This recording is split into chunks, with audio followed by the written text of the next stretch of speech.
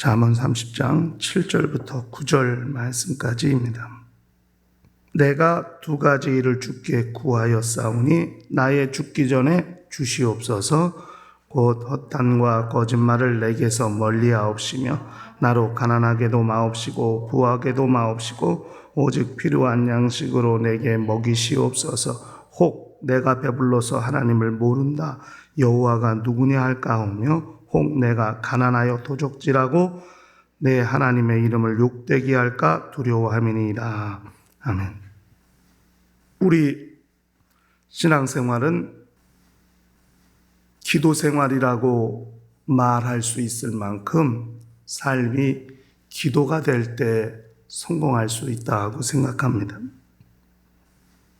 이 아굴이라고 하는 사람의 이 짧은 기도, 이 30장 7절부터 9절까지 이 아굴의 이 짧은 기도를 통해서 우리는 우리의 기도가 어떠해야 하는가 하는 것을 또 보게 됩니다. 기도의 방향, 기도의 내용 등을 우리가 좀 함께 생각해 볼 필요가 있다 하고 생각해요. 그러니까 이 아굴의 기도를 통해서 우리가 알 수 있는 것은 기도가 대단히 진실해야 한다는 것입니다. 그러니까 기도는 진실을 추구해야 된다 하는 거예요. 그러니까 이 허탄과 거짓을 멀리하는 것, 이것을 반대로 말하면 청결한 마음을 갖고자 하는 모습을 말하는 거거든요. 허탄과 거짓을 멀리할 때 사람의 마음이 거룩해지고 청결해질 수 있다 하는 겁니다. 그러니까 허탄과 거짓을 멀리한다는 말을 또 다른 말로 바꾸면 죄를 멀리한다고 해도 과언이 아닌 거예요.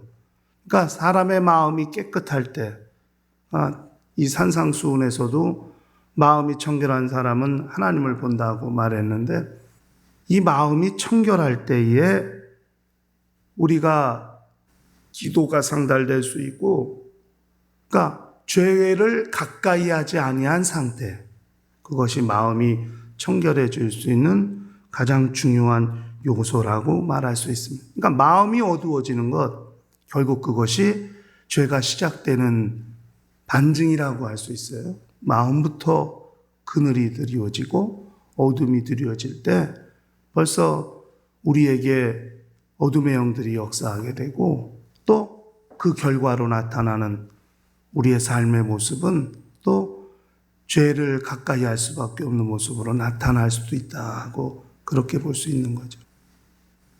또 진실을 추구한다. 기도가 진실을 추구한다고 할 때 중요한 게 정말 진정한 가치를 발견하는 거거든요. 기도는 진정한 가치를 구할 때 기도가 성공할 수 있는 거예요. 왜 진정한 가치냐? 이 허탄하다는 말이 이게 무가치하다는 뜻이거든요. 텅 빈 걸 말하는 거예요. 허탄이란 말은 텅 비어 있는 상태, 아무 가치가 없는 상태를 말하는 거예요. 그러니까 허탄을 멀리한다는 것 자체가 가치를 구하는 거예요. 무가치한 삶, 그걸 버리는 거예요.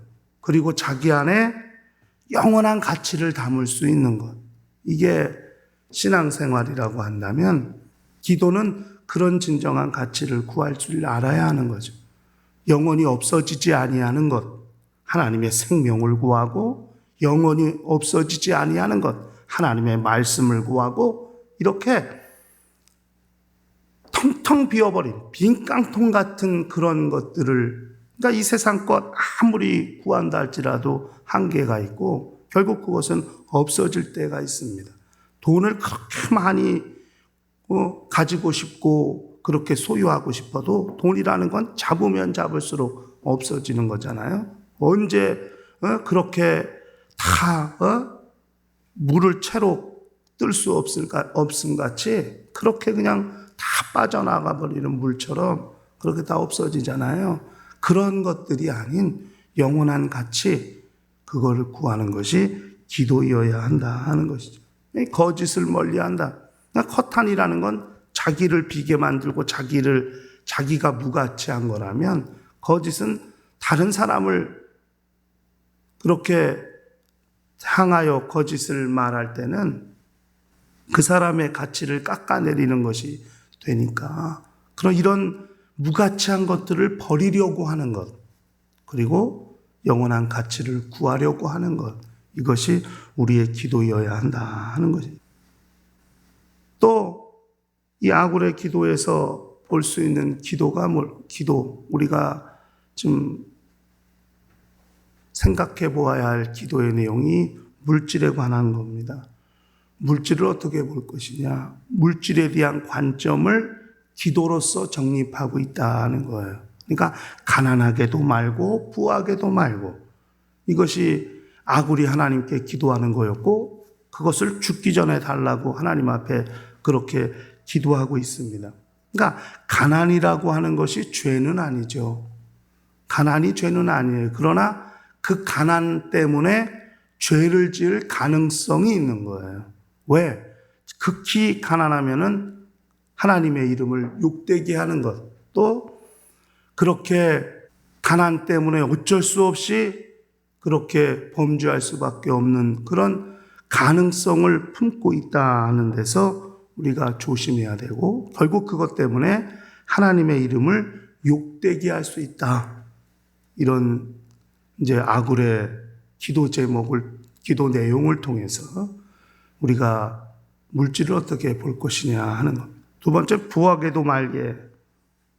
부가 죄가 그러니까 가난이 죄가 아니라면 부도 죄가 아니겠지요. 그러나 부 역시도 또 죄를 지을 수 있는 가능성을 가지고 있는 거예요. 왜? 하나님을 모른다 할 수 있으니까. 그러니까 물질이 많으니까 하나님이 굳이 필요하지 않다고 생각하고 하나님의 도움이 필요 없다고 생각할 수 있고, 이렇게 함으로써 죄를 지을 수 있는 여지, 가능성을 가지고 있다는 거예요. 그러니까 아굴은 가난하게도 말고 부하게도 말고 그저 여기 9절에 말하고 있는 것, 8절에 말하고 있는 것처럼 오직 필요한 양식으로 내게, 그러니까 자족할 줄 알고 만족할 줄 알도록.